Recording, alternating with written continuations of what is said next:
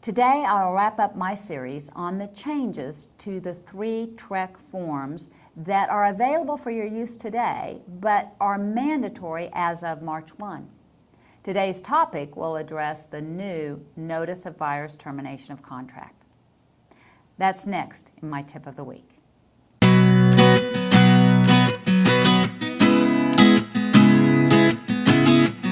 Today's video addresses the last of the 3 TREC form changes that will be mandatory as of March 1.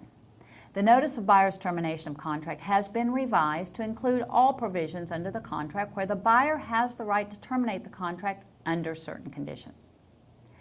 Comparing the 2 notices, the current and the new, you will find that there are 2 new checkboxes. The first box is for the buyer to check if, 1, they have included in the contract a right to terminate under paragraph 3 of the addendum concerning right to terminate due to lender's appraisal, and 2, the appraisal doesn't meet the buyer's threshold. The notice reminds buyer that to terminate under this provision, buyer must deliver a copy of the appraisal to seller. I refer you to the addendum concerning right to terminate due to lender's appraisal to see the language under paragraph 3. The new second box is for the buyer to check if the buyer wants to terminate the contract based on timely title and/or survey objections which are not cured by seller by the end of the cure period as set forth in paragraph 6D of the contract.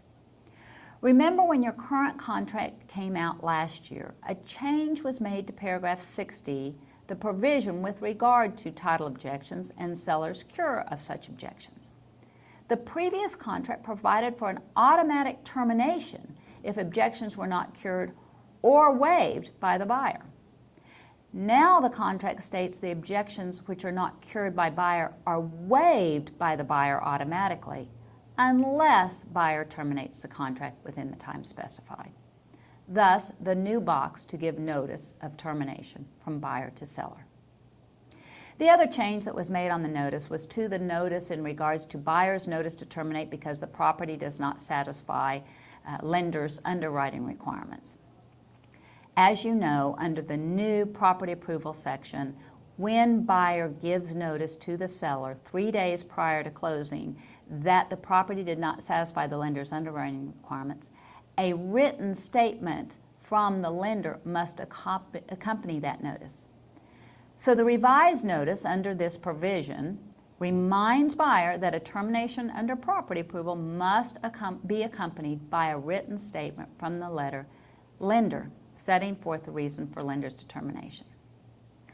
I suggest you take the time to read the Notice of Buyer's Termination of Contract to understand the provisions that require notice from buyer to seller in order for buyer to preserve their right to get out from under the contract.